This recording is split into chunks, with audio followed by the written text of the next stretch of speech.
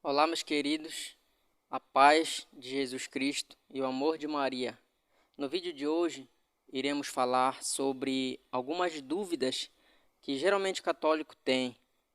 E hoje iremos tirar algumas com o professor Felipe Aquino e Frei Gilson. Vamos acompanhar no vídeo. Uma pessoa perguntou: o que a igreja pensa sobre o Halloween? O Halloween é uma festa pagã, né? Não tem nada a ver com a nossa festa. Era a época das bruxas, lá muito tempo atrás, lá naquelas celebrações que havia lá na Escandinávia. Lá. Quer dizer, é uma festa que tem nada de cristão, de católico, é pagã. Tanto assim que a igreja substituiu o dia lá de Halloween para o dia de Todos os Santos, exatamente para tirar a conotação pagã totalmente e colocar, né? Era uma cultura dos celtas, né? Que acreditavam nas bruxas, tal, e isso se propagou muito, né? Trouxeram inclusive para os Estados Unidos, né? Porque veio lá da Inglaterra, mas realmente não tem nada de católico, não tem nada de cristão, e as pessoas não devem realmente participar, porque São Paulo fala uma coisa muito interessante, né? Lá na primeira carta dos Coríntios, capítulo 10.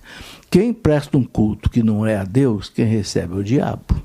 Nossa, então é forte, muito perigoso a gente estar prestando culto a uma entidade idolátrica, porque São Tomás de Aquino tem uma obra que ele chama, até eu quero ver se eu publico essa obra pela nossa editora, já estou acertando lá com eles, a explicação do credo, exposição do credo. São Tomás de Aquino fala assim, que o demônio ele sempre quis ser adorado como Deus. Então o que ele faz? Ele esconde atrás do ídolo. Como o ídolo é uma coisa que não existe, ele recebe o culto de quem presta o culto ao ídolo. São Tomás de Aquino. Então a gente tem que tomar muito cuidado em cultuar as coisas que não são realmente divinas, porque a gente pode estar prestando, sem saber, prestando um culto até ao mal. Gente, ó, isso é muito importante, hein? O Halloween, então, você pode estar prestando culto não a Deus, né? Porque muita gente acha que é algo inocente, né? Uma festa inocente. Folclore, é só para né? se divertir, mas tem uma realidade espiritual por trás. Eu já ouvi dizer, professor, que alguns exorcistas dizem que o Halloween é a festa de Ano Novo dos demônios. Sim. E nos Estados Unidos, já fui algumas vezes lá, e já ouvi pessoas dizendo que no Halloween é o tempo que somem muitas crianças. Ou seja, existem até cultos muito pesados acontecendo nesse dia. Então esse dia é um dia que o satanismo está em alta, né? Uhum. Ou seja, acho que ficou em poucas palavras claro. Não vale a pena, não pode, não é bom que um católico participe disso. Sabe, e é preciso dizer ainda talvez mais alguma coisa para os católicos. Hoje eu estou vendo, sabe, Frei, os católicos querendo buscar uma série de coisas que nós não precisamos. A nossa fé é tão rica, eu vejo gente falando aí em programação neurolinguística e constelação familiar e não sei o que mais. Nós não precisamos dessas coisas. Acaba que às vezes a pessoa se envolve numa coisa que não é muito boa sem saber, né? Eu gosto de um conselho que meu pai dava: prudência, água benta e caldo de galinha não faz mal para ninguém. Boa. Olha aí o conselho para você. Amém. Que bom.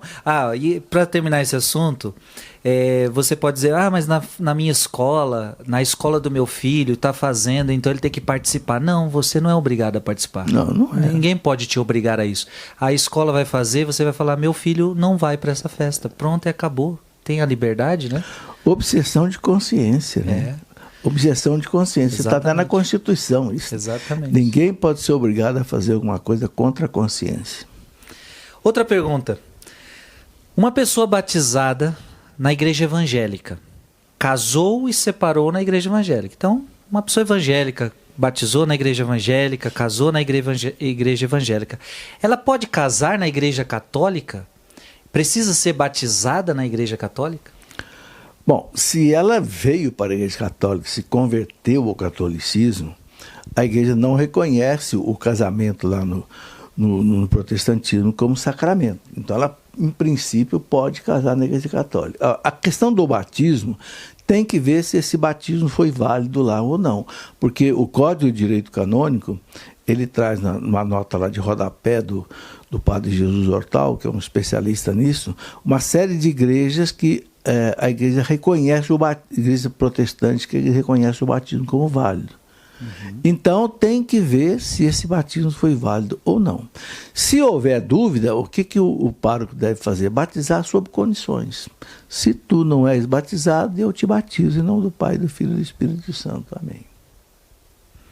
Então é isso. É meio que até que simples, né? Então, uma coisa que é bom você deixar claro para você é que existem batismos de igrejas que não são católicas que a igreja aceita, tá? Então isso é importante você entender. Agora, qual que a igreja aceita, você precisa perguntar. Eu fui batizado na igreja tal, a igreja aceita? Tem uns que sim, tem uns que não. Né? Tem que, qual é o critério? Tem que ver o que essa igreja considera o batismo. Porque tem igrejas que consideram que o batismo não é importante. Para nós é fundamental. Então, quem não acha que é importante, aí esse batismo já não vale.